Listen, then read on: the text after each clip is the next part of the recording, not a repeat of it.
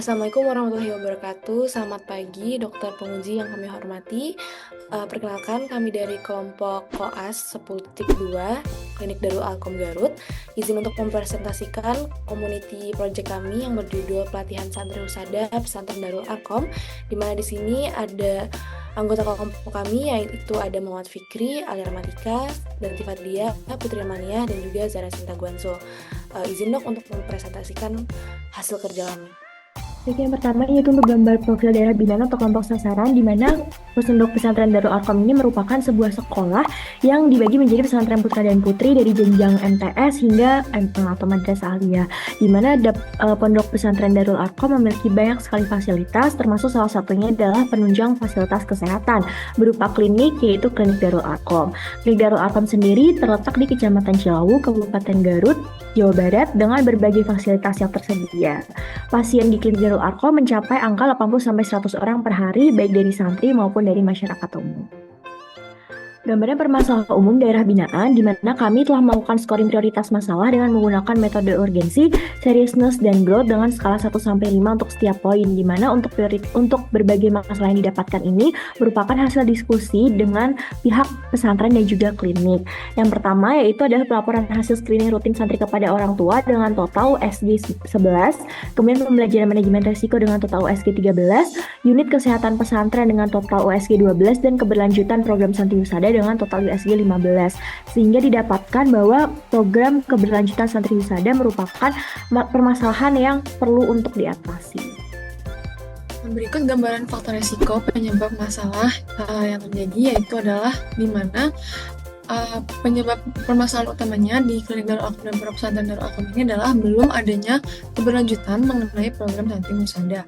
Dan santri husada ini di Pondok Pesantren Darul Alkom baru berjalan sekali setelah lama tidak berfungsi. Di sini dibuatkan untuk visualnya. Yang pertama ada metodenya, yaitu adalah pemberian edukasi dan pelatihan kesehatan yang masih kurang. Untuk maninya, keterbatasan dana untuk program kesehatan dan pelatihan, kurangnya tenaga kesehatan untuk melatih santri husada, dan juga kurangnya pengetahuan santri mengenai ilmu kesehatan. Lalu untuk material, keterbatasan informasi mengenai ilmu kesehatan, market, kurangnya kesadaran masyarakat tentang pentingnya kesehatan, dan juga mesin, keterbatasan akses teknologi untuk mengakses pengetahuan mengenai kesehatan. Sehingga masalah utamanya adalah di sini adalah keberlanjutan santri husada. Untuk bagian pelaksanaan intervensi, yang pertama adalah untuk perencanaan sendiri kami melakukan pencarian permasalahan dalam aspek kesehatan, lalu juga dilakukan peninjauan kembali terkait riwayat pelatihan santri husada. Juga kami melakukan brainstorming, merencanakan alur acara, dan juga dilakukan komunikasi bersama preseptor dan juga pihak pesantren. Selanjutnya kami juga membuat detail-detail acara seperti rundown, ROP, dan lain-lain, lalu juga mempersiapkan alat intervensi.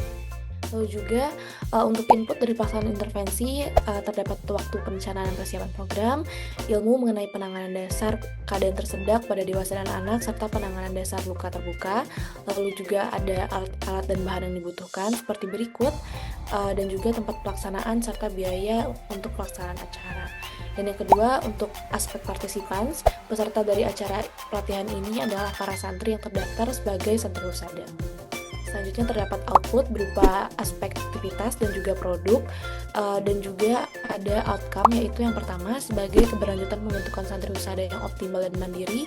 Lalu juga para santri husada dapat menerapkan materi pelatihan saat dihadapkan dengan situasi nyata. Berikut adalah pelaksanaan intervensinya.